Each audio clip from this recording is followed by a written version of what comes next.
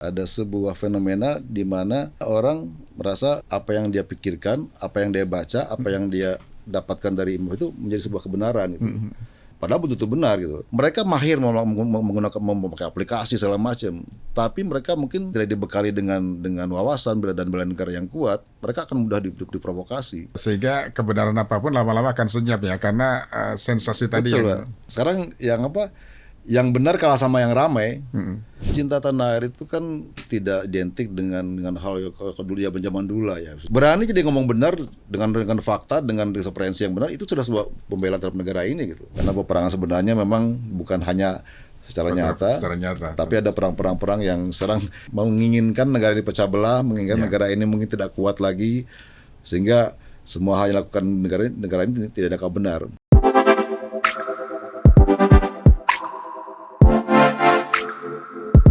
Pendengar dan netizen, tamu kita kali ini adalah Komandan Komando Pembina Doktrin, Pendidikan dan Latihan Angkatan Darat dan Kodiklat. Nah, kita langsung sapa beliau, Letjen TNI Muhammad Hasan. Apa kabar Pak Hasan? Alhamdulillah baik. Sehat ya Pak? Sehat, alhamdulillah. Nah, sebelumnya Letjen TNI Muhammad Hasan ini pernah menjabat di beberapa jabatan penting di TNI. Mulai dari Danjen Kopassus, kemudian Komandan Grup A Pas Pampres, Pangdam Iskandar Muda Aceh, dan Pangdam Jaya serta Pangkostrat. Beberapa jabatan strategis sudah beliau laksanakan. Tapi yang paling berkesan adalah beliau pernah bertugas sebagai petugas haji. Betul ya. Jadi saya panggilnya Pak Haji, Pak Jenderal atau Pak Hasan nih? Ada apa aja loh. Ya, Pak, tapi terima kasih ya Pak, karena di tengah kesibukan yang luar biasa, Bapak menepati janji untuk hadir di studio podcast El Sinta. Terima kasih. Sama-sama Mas. Baik, Pak, cerita sedikit tentang Kodiklat ini apa Pak? Bisa disampaikan Pak? Jadi Kodiklat itu atau disingkat Komando Doktrin Pendidikan dan Latihan Angkatan Darat. Itu sebuah komando pembinaan yang berada di bawah langsung TNI Angkatan Darat, di bawah Kasat langsung. Yang bertugas untuk membina ataupun buat doktrin tentang doktrin pendidikan dan latihan. Jadi semua doktrin-doktrin yang di Angkatan Darat, mulai di doktrin yang paling atas sampai dengan paling bawah itu dibuatnya di Kodiklat Angkatan Darat. Termasuk kurikulum pendidikan yang mulai dari Akmil, Seskoat, semua itu dibuat dan disahkan di Kodiklat Angkatan Darat. Termasuk latihan-latihan yang istilahnya yang dilaksanakan oleh Angkatan Darat, semuanya istilahnya digodok di Kodiklat Angkatan Darat ini. Karena kita membuat piranti lunak, baik doktrin, pendidikan dan latihan semua ada di Kodiklat Angkatan Darat. Termasuk berkaitan dengan kebijakan TNI Angkatan Darat, itu kajiannya dari sana, mulai dari sana. Kajian yang bersifat doktrin, karena doktrin ini kan, kalau doktrin Angkatan Darat kan Kartika Eka Paksi. Yang kita kembangkan, di bawahnya ada doktrin tentang bagaimana pertempuran, bagaimana teritorial, bagaimana hal-hal lain yang terkait dengan yang dimaksud dalam doktrin tersebut. Iya. Jadi di Kodiklat ini merumuskan tentang berkaitan dengan pendidikan, seluruh doktrin pendidikan yang nanti akan diterapkan di seluruh kesatuan di TNI Angkatan Darat. Begitu ya Pak? Jadi bicaranya kan doktrin itu adalah istilahnya panduan utamanya dari Angkatan Darat yang disebut dengan Kartika Eka Paksi. Kan Kartika Eka Paksi itu nanti membawa doktrin bawahnya, ada pohon doktrin yang kita kembangkan di situ sampai dengan doktrin teknis, misalnya tentang pertempuran gerilya, tentang pertempuran ini, itu semua diatur ataupun dibuat di Kodiklat Angkatan Darat. Iya. Berkaitan dengan doktrin kan biasanya cara pandang biasanya ya, cara orang berpikir dan lain sebagainya itu doktrin. Tapi apakah ada doktrin lain yang diterapkan misalnya? Jadi kita mengacu kepada doktrin induk kita ada di Mabes TNI yang dinamakan Tridharma Eka Karma atau Tridek. Disitulah yang kita dibagikan, ada doktrinnya Angkatan Darat, Laut dan Udara. Doktrin kita seperti apa? Ya itu yang kita kembangkan. Doktrin utama kita adalah Kartika Eka Paksi, kemudian di bawahnya dilakukan oleh Angkatan Darat, itu diatur dalam doktrin. Nah, doktrin itu ada pendidikan dan latihan. Doktrin di pendidikan dan latihan kita buat kurikulum dan lainnya, doktrin seperti apa, latihan seperti apa. Sehingga ada doktrin induk, doktrin sampai dengan kode itu yang turunnya sampai ke bawah. Itu bisa berubah menyesuaikan dengan sangat dinamis. Bahkan sekarang dengan perkembangan situasi sekarang, seperti pola pertempuran yang terjadi di Eropa, di mana penggunaan drone, itu malah doktrinnya kita harus rubah. Sekarang apa doktrinnya Pak? kadang ada satu hal yang sudah dilakukan di lapangan belum terdoktrinkan. Oh, oke. Atau belum dibuat panduannya, belum dibuat aturan seperti apa. Tapi sudah dilakukan di Sudah lapangan. dilakukan karena mengejar kecepatan. Betul. Itu hal yang biasa. Kadang juga kita membuat dokter itu ada yang memang top down, ada juga yang bottom up. Jadi kita menyesuaikan di situ. Karena kan sangat cepat perkembangan sekarang itu. Sekarang perang-perang sekarang kan kalau kita merujuk perang konvensional kan ya perang-perang zaman perang dunia kan udah beda dengan sekarang gitu. Nah, sudah dilakukan, kita adopsi, akhirnya kita kembangkan doktrin seperti apa gitu.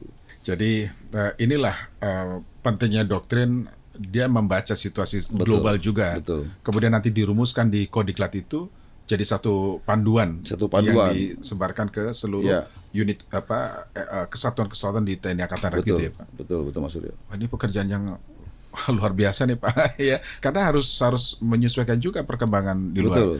Yang sekarang ramai kemarin kan tentang ruang digital ya, yang Pak Hasan ternyata sangat concern banget. Saya jadi penasaran nih. Kodiklat ini kok ruang digital? Ini biasanya berkaitan dengan anak-anak muda nih, Gen Z dan lain sebagainya. Betul. Gimana tuh ceritanya Pak Hasan? Jadi ya sebuah keberuntungan juga buat saya Pak. Karena saya 32 tahun saya dinas. Baru kali saya mengolah masalah pendidikan dan latihan serta doktrin gitu. Sehingga apa yang saya dapat di lapangan itu sekarang ya saya coba sesuaikan dengan sudah benar pun doktrinnya, sudah benar pun kurikulumnya, sudah benarkah panduan latihannya seperti itu. Sehingga temuan saya di lapangan saya kembangkan. Nah, terkait dengan ruang digital ini memang ini menjadi sebuah concern yang sangat harus kita perhatikan gitu, Pak. Karena kalau yang tadi saya sampaikan baik tentang doktrin tadi, urut pendidikan, latihan maupun lainnya, itu berbicara di ruang nyata, berbicara pertempuran yang sebenarnya, pertempuran yang istilahnya nanti akan kita kembangkan akan darat dengan pola pertahanan yang memang real gitu nyata, seperti kita bertahan di pantai sampai dengan kita melakukan gerilya.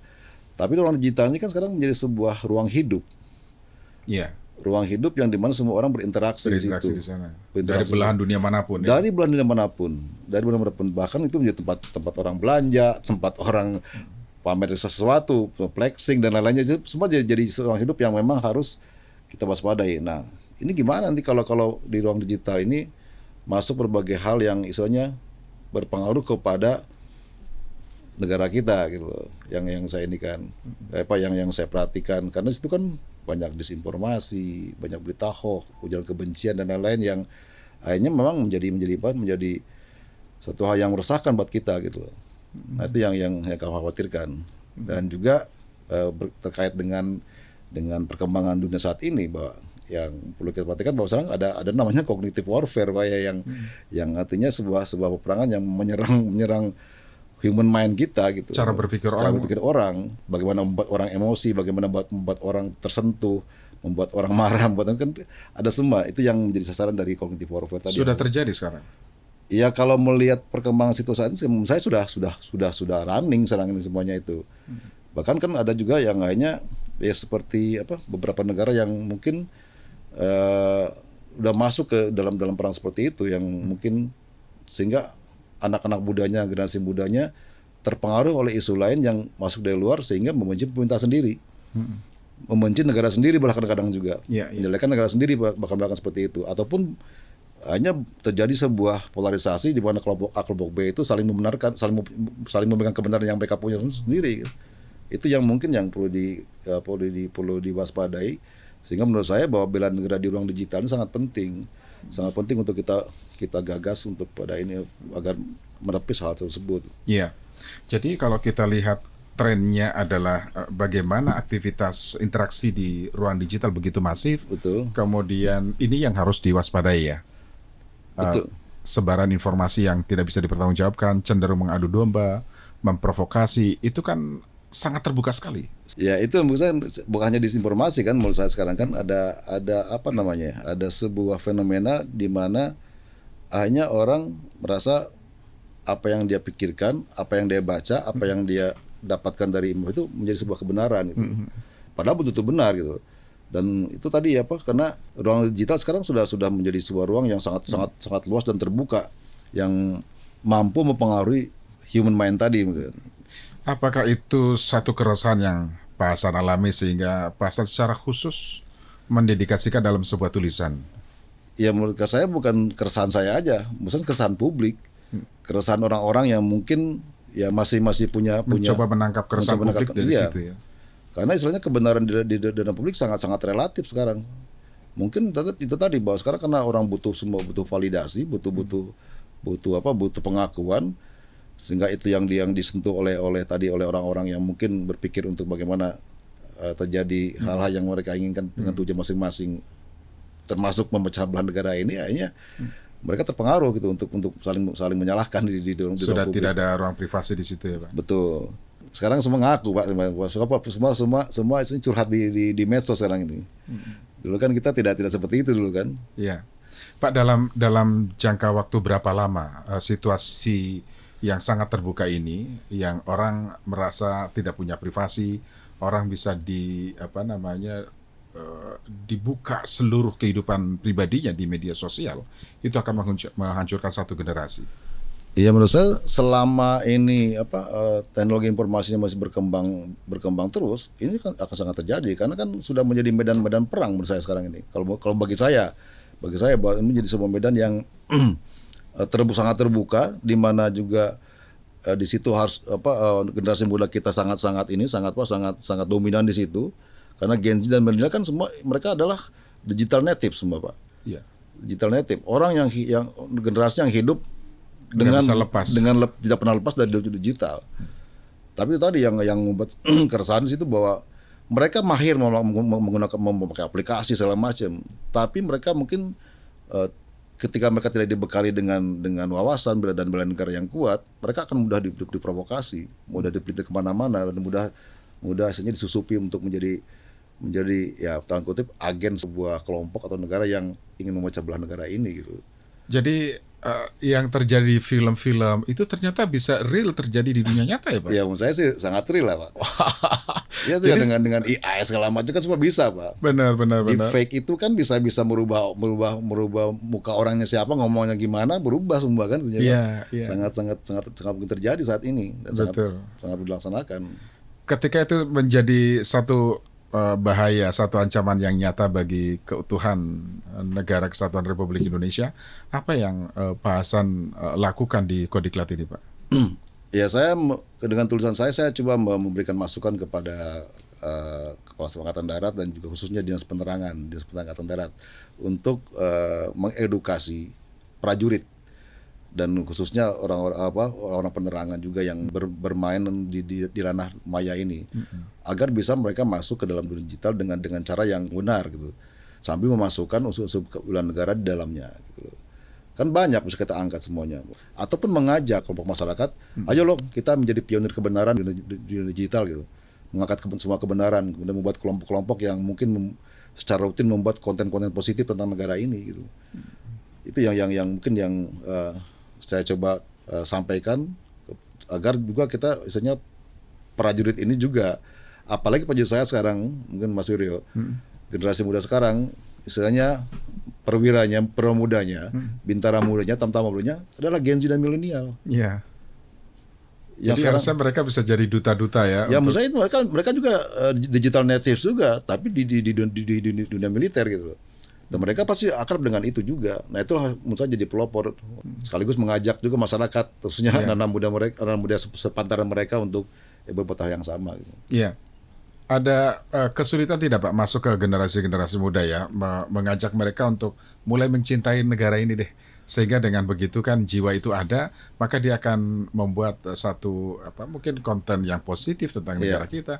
Paling tidak nggak mudah terprovokasi lah karena ada cinta tanah air tadi. Ya menurut saya sekarang cinta tanah air itu kan tidak identik dengan hal yang dulu ya, zaman dulu lah ya. Misalnya kan berseragam, kemudian isinya kemudian dilatih untuk semi militer dan lainnya, nggak seperti itu juga. Menurut saya kalau kebenaran di ruang digital itu berani jadi ngomong benar dengan fakta, dengan referensi yang benar, itu sudah sebuah pembelaan terhadap negara ini gitu. Misalnya satu hal yang mungkin ada isu yang tentang negara ini yang jelek tentang kita, dia berani mengangkat kebenaran di ruang digital. Seorang anak muda, seorang itu menurut saya sudah cinta tanah air. Karena ruang digital tidak bisa dihindari, dengan populasi anak muda di situ, Gen Z dan milenial di situ, ya sangat dominan mereka di situ ya. Kita masuk ke dunia mereka gitu. Kita harus ngalah di sana ya Pak. Kita sebenarnya bukan ngalah Pak, jadi kayak kita ngeblend dengan mereka. Iya, supaya mereka nyaman kan, supaya gitu dengan nyaman, kehadiran kita gitu. Nyaman dengan mereka. Jadi ya kita ngikutin, tapi kita mencoba mengedukasi mereka ataupun mengajak mereka untuk ya tadi menjadi pionir kebenaran, kemudian juga menjadi berani berkata tidak kepada hal-hal yang mungkin mereka yang menurut mereka tidak benar gitu. Kadang-kadang juga banyak yang ikut-ikut kan, banyak followers yang memang ya ngikut aja gitu. Penting viral, yang penting ngetop gitu. Betul. Nah, itu yang ditanya sekarang di dunia digital seperti itu. Iya, sehingga kebenaran apapun lama-lama akan senyap ya, karena sensasi tadi Betul, yang Pak. Sekarang yang benar kalah sama yang ramai. Yang kurang sensasional pasti tenggelam gitu.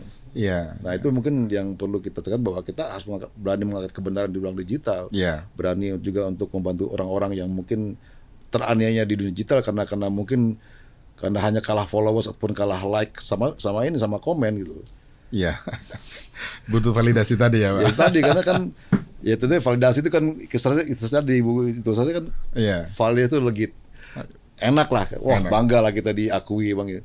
Tapi ketika validasi menjadi satu ukuran harga diri, satu ukuran saja harga diri saya ada di validasi itu, ya itu pasti mereka akan mudah digiring kemana-mana, untuk jadi apapun yang orang tuh ngakui gitu loh. Oh, saya diakui sama kelompok ini. Jadi dia akan digiring mungkin ke hal yang bisa ke dunia kejahatan, bisa ke dunia ini, bahkan mungkin dunia yang mungkin lebih membenci tanah air sendiri, membenci pemerintah sendiri seperti itu. Itu yang kita khawatirkan sangat. Jadi nggak heran ketika ada satu kelompok yang dalam satu kelompok kriminal misalnya, geng atau apapun gitu ya, ketika mereka menerima anggota baru gitu ya, mereka akan disuruh melakukan apapun dan itu divalidasi, itu ya Pak ya. Betul, itu menjadi sebuah. Sekarang kan dulu kan mungkin kalau geng motor mainnya kan di dunia nyata, tapi di dunia digital sekarang udah berlaku seperti itu juga. Jadi itu semacam pesan untuk kelompok lainnya gitu ya. Iya. Sekarang kan menggerakkan sebuah hal yang mungkin mereka pengen melakukan, contohnya mungkin membakar sesuatu, mereka tinggal ataupun ngajak berantem, tawuran kan sekarang pakai itu aja. Udah pakai TikTok live ataupun Instagram live, udah ketawa. Di sini nih kita berantem, kita tawuran deh. Udah. Ya belum lama ya kemarin. Gitu kan? Mungkin contohnya kemarin yang terjadi penjara segala macam dengan penjaraan. Live TikTok dan Instagram cepat menyebar kemana-mana. Wah, kalau bicara kemarin itu sangat serius sekali Pak. Ancamannya begitu nyata dan itu sangat di depan mata. Nah, apa upaya yang dilakukan oleh Kodiklat ya? Karena ini sangat penting. Saya pikir ini bukan hanya concernnya TNI Angkatan Darat saja, tetapi semua pihak juga harus menyadari itu Pak. Nah, bagaimana Kodiklat masuk ke ruang digital untuk bela negara seluruh komponen masyarakat? Itu tadi Pak. Pertama kita kan Kodiklat sebagai badan suatu komando di bawah Angkatan Darat, kita mencoba menawarkan kepada Kepala Staf Angkatan Darat dan juga Dispenat untuk memberikan pelatihan kepada prajurit kita dulu sementara yang paling karena rawan sekarang prajurit kita juga kan bagian dari itu juga, Gen Z dan milenial yang mungkin sangat terpapar dengan dunia digital ini gitu. Mengedukasi mereka bagaimana supaya untuk mereka sendiri mampu untuk berinteraksi dengan etis, dengan karakter yang baik di dunia maya, sesuai dengan jati diri mereka sebagai seorang TNI.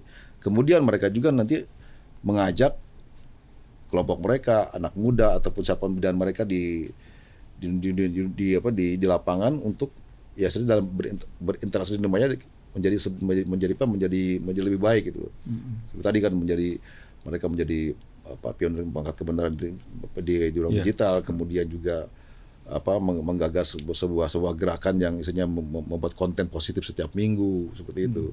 Atau mungkin sebuah istilah yang kita bikin roda digital lah. Roda digital yang itu gimana maksudnya? Roda digital maksudnya gini lah, ya mungkin kita lihat lah isu apa yang berkembang, yang misalnya yang mungkin yang kita anggap hoax ataupun tidak benar, ya kita counter dengan hal yang baik ataupun sebaliknya seperti apa gitu. Itu yang mungkin yang mencoba saya tawarkan ke Angkatan Darat dan juga kepada khususnya teritorial yang di bawah yang membidangi tentang penerangan ini untuk bisa mengajak masyarakat seperti itu. Jadi kalau konteksnya seperti itu Pak, rasanya sangat relevan dan sangat penting ketika TNI Angkatan Darat melibatkan prajurit-prajurit yang usia tadi milenial, Gen Z Iya. dan lain sebagainya, mereka menjadi garda terdepan, Pak, karena interaksinya begitu sangat Betul. sangat rutin mereka di ruang digital itu. Iya. Memang awal-awal kita menganggap bahwa anak-anak Gen Z sama milenial ini sebagai sebuah apa ya? Wah, ini generasi yang lemah, lembek semacam. Jadi kayak semua, aduh mereka mesti digojok habis lah seperti itu. Tapi mereka juga punya kelebihan bahwa mereka memang tadi di digital native tadi yang orang yang memang sangat terpengaruh dengan itu, dan kita melihat bahwa dia kayak mereka belajar cepat karena bisa bisa lewat internet, bisa lewat AI, bisa lewat segala macam lah. Nah ini kita manfaatkan keunggulan mereka gitu. Bukan kelemahannya kita kuatkan dari sisi mental kejuangannya tetap kita bina.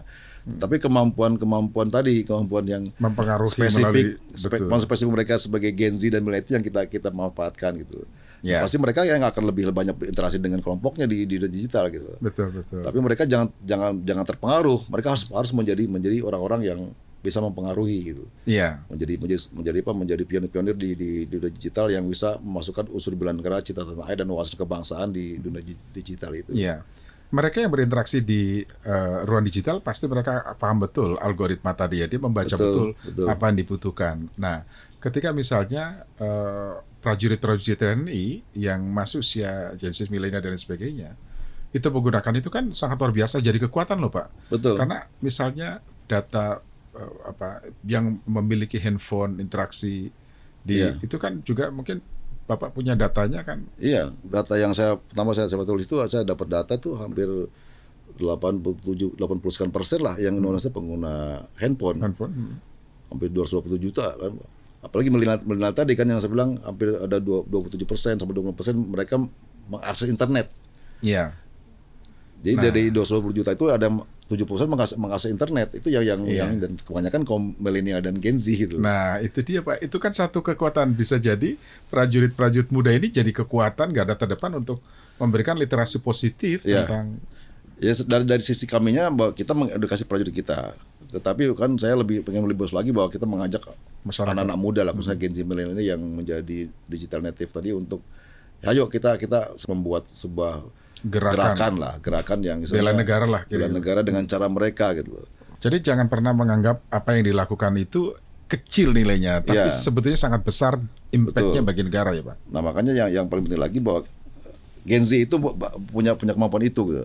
Tapi mereka harus memberikan literasi tentang wawasan kebangsaan dan juga bela negara yang baik, sehingga mereka dengan cara mereka menguraikan bagaimana menjabarkan, membuat inovasi tentang bela negara dengan cara mereka, tetapi literasi mereka yang kita berikan tentang wawasan kebangsaan dan bela negara itu yang harus kita tanam bersama mereka supaya mereka bisa berkreasi gitu. Jadi selama ini memang disadari mereka belum tersentuh dengan doktrin-doktrin bela negara itu atau bagaimana? Ya menurut saya bukan belum tersentuh, mungkin karena mereka juga di sekolah kan belajar juga tentang PKN, tentang segala macam. Tapi mungkin membawa itu ke ruang karena digital. Di ruang digital ini lebih banyak pengaruh-pengaruh yang mungkin membuat mereka tadi, karena yang membuat mereka kagum, membuat mereka emosi, membuat itu menyentuh mereka gitu.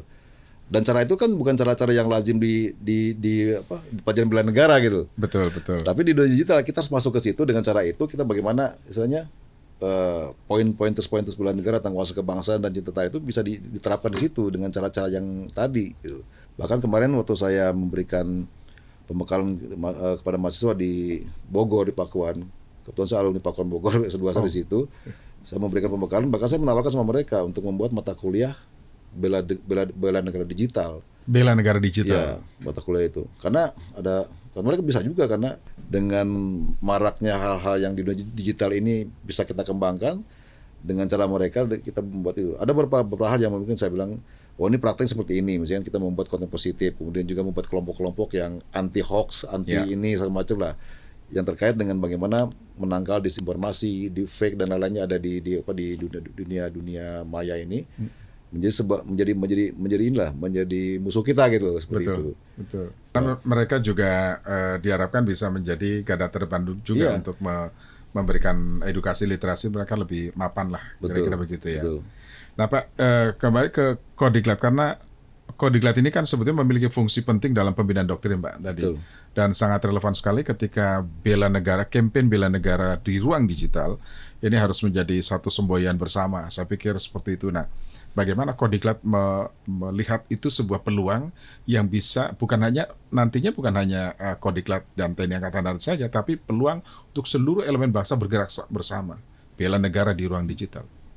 Ya seperti saya sampaikan tadi di awal bahwa kita sekarang sudah mencoba menawarkan kepada angkatan, karena fungsi Kodiklat adalah bagaimana membuat sebuah konsep, membuat sebuah gerakan hanya akan dieksekusi oleh angkatan darat secara umum gitu. Kita mencoba untuk mendidik para prajurit kita dulu untuk ramah di dunia digital, kemudian juga mampu berinteraksi dengan baik di dunia digital. Kemudian juga ya istilahnya kita harus berinteraksi dengan masyarakat dan mengajak mereka menjadi bagian dari kelompok yang menggaungkan bela negara di dunia digital itu gitu.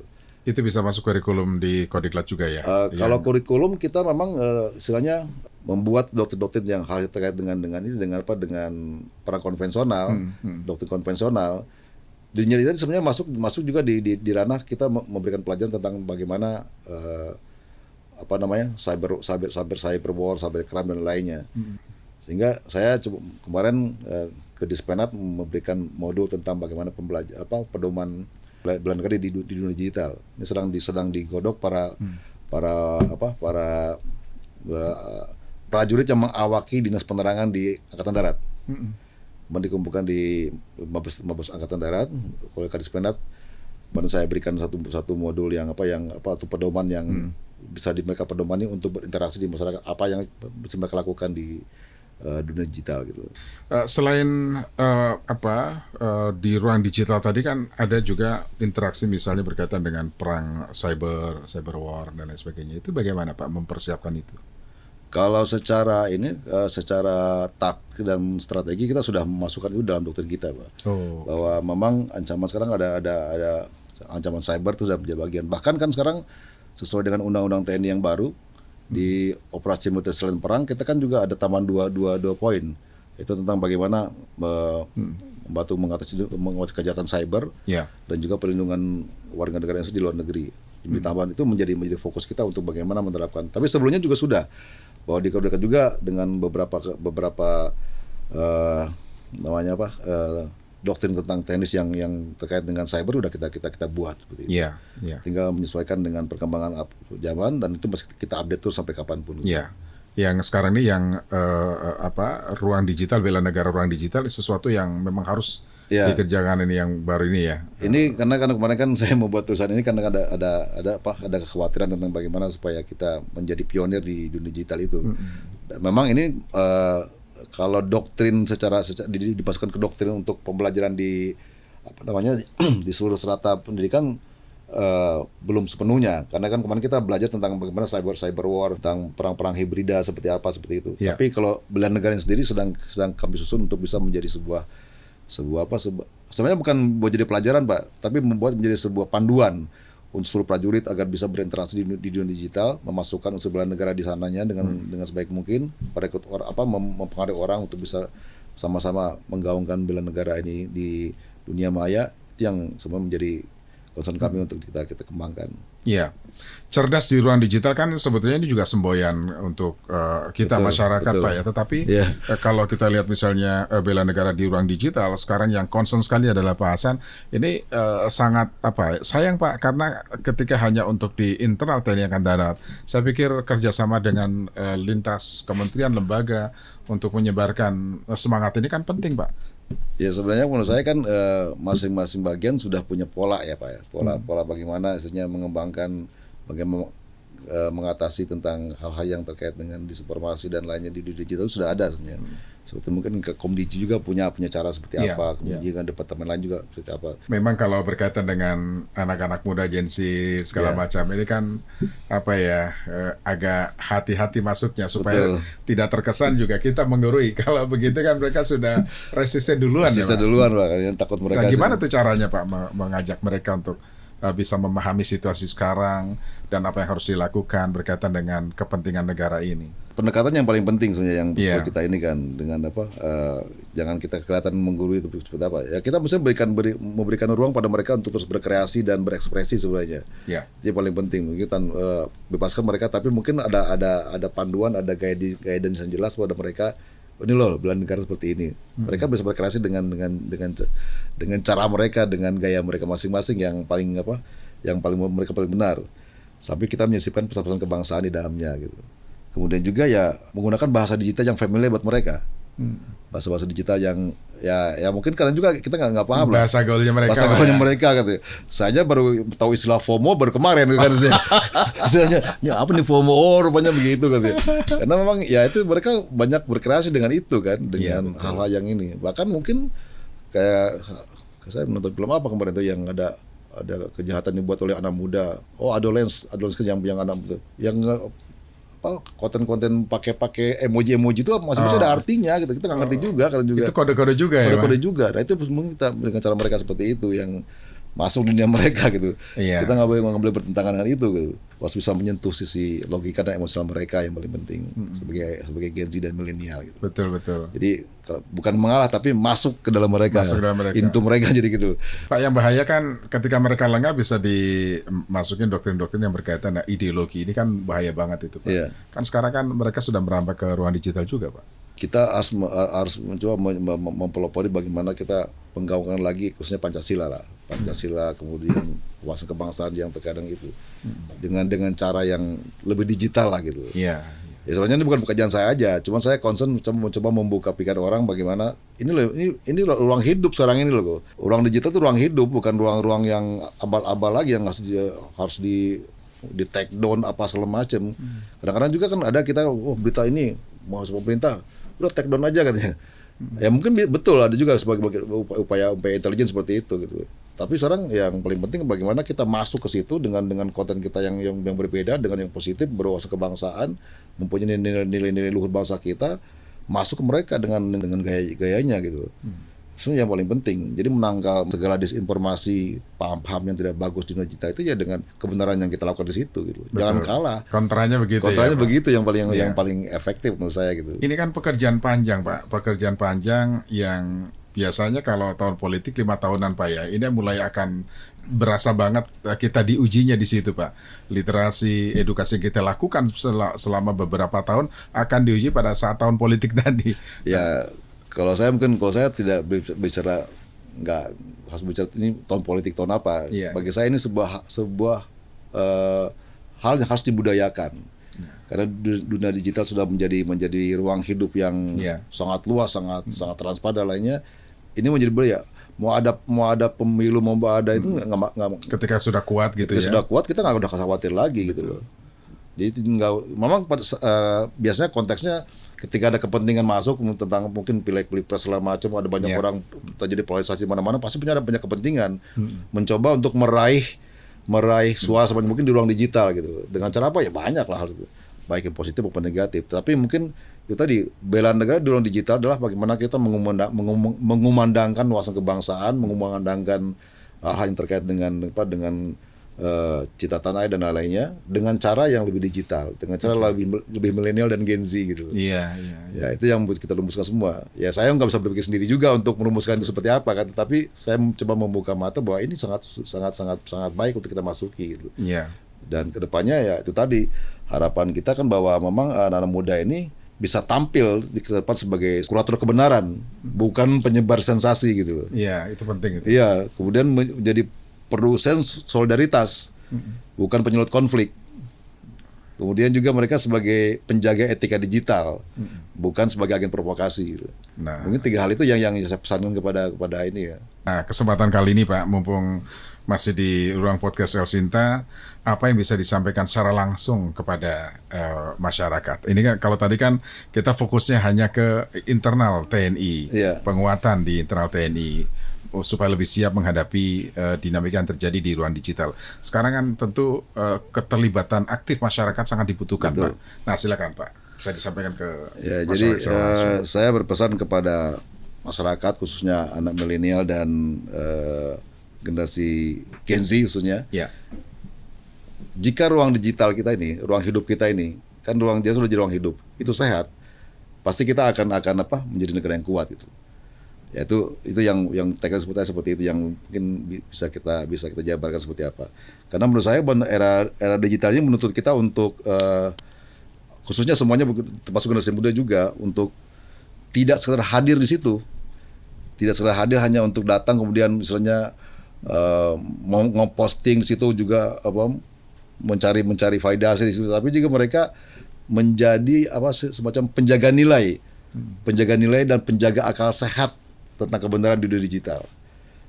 Dan penting lagi mereka menjadi penjaga persatuan negara satu bangsa ini. Gitu. Ruang digital ini menjadi ruang hidup, sudah ruang hidup. Yeah. Kalau itu sehat, itu bersih, itu clear, saya yakin negara kita akan kuat juga. Yeah. Karena peperangan sebenarnya memang bukan hanya secara nyata, tapi ada perang-perang yang serang dilakukan oleh orang-orang, itu pelakunya ada mungkin dari orang yang menginginkan negara ini pecah belah, menginginkan negara ini mungkin tidak kuat lagi, sehingga semua hal yang dilakukan negara ini tidak ada kabar benar. Para pemimpin kita sudah capek-capek, tapi masih dihujat juga seperti itu. Itu yang kita tidak inginkan, sehingga ruang digital ini memang harus diisi dengan bela negara yang lebih milenial, lebih Gen Z, dan juga kita saya hanya membuka mata saja, tapi juga kita bisa mencoba memulai dari kami sendiri, dari TNI AD untuk menjadi pelopor itu, sambil mengajak semua masyarakat dan anak muda khususnya untuk mulai memberikan bela negara di ruang digital tadi. Memberikan perhatian ke sana ya. Baik. Pak Hasan, terima kasih sudah bersama kami. Ini sangat inspiratif sekali karena memang ke depan masa depan kita adalah digital juga ya, Pak Hasan. Jadi betul. Kita harus mempersiapkan generasi yang sangat bertanggung jawab dan tentu cerdas di ruang digital. Pendengar, demikian tadi podcast kita bersama Komando Pembina Doktrin, Pendidikan dan Latihan Angkatan Darat dan Kodiklat Letjen TNI Muhammad Hasan. Saya Suwiryo, sampai jumpa.